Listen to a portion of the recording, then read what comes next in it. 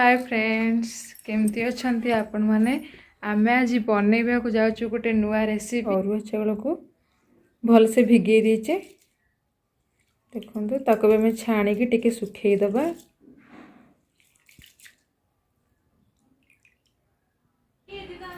एबे आम चाउल को सुखे देचे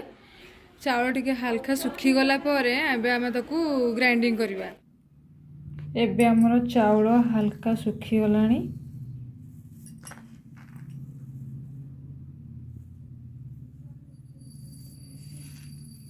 एबे हम को ग्राइंडिंग कर दबा आमर एबे चूना प्रस्तुत हो गलानी चूना टी भल भाव स्मूथ कर ग्राइंडिंग करेंगे नहले पिठाटा भल हेब ना देखंतु मु केमिति चाउलटा को स्मूथ कर बाटी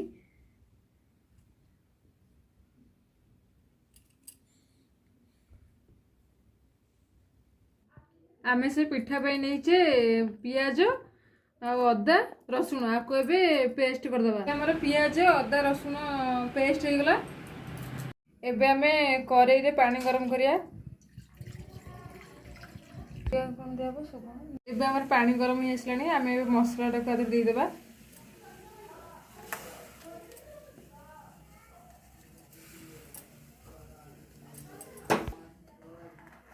पिठाटा फास्ट टाइम पे बनाऊँ केमी लगे मुझे कहीपरि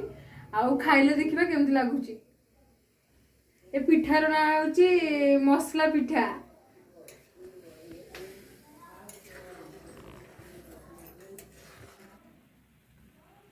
ऐड करवा कि लुण हल्का मीठा आम दबा कि चीनी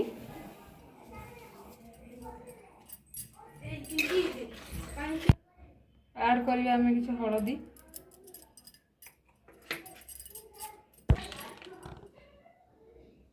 जीरा गुंड ऐड करवा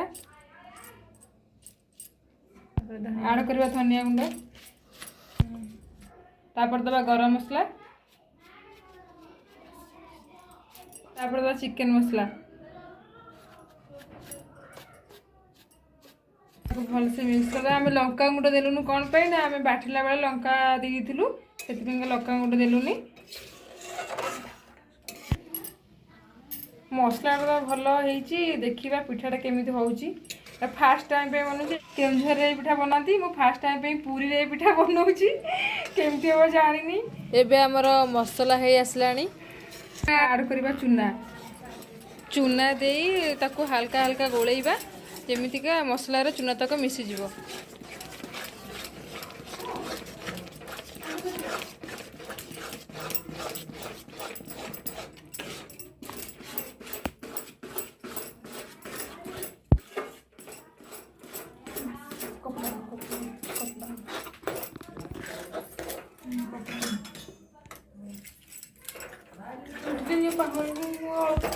यहीपरि भाव में चूनाटी को भलसे मिसेबे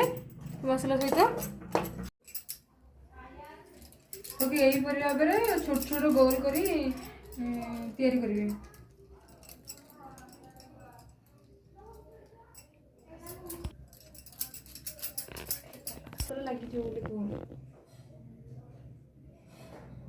तेल टिके हाथ देकी गोल गोल करी बनइबे ना हाथ लगी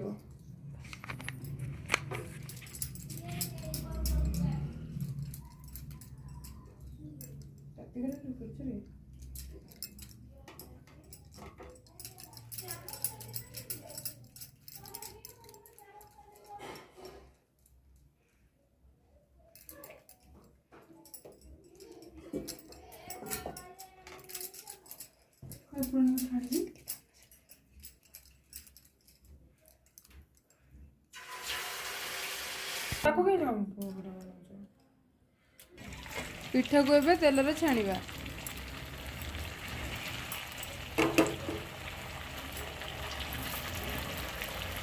छाणीबे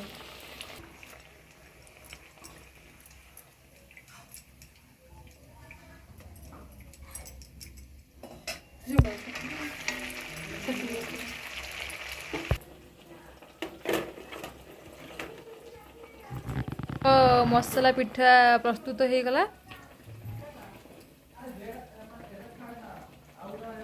ଏବେ हमर प्रस्तुत हो गला मसला पिठा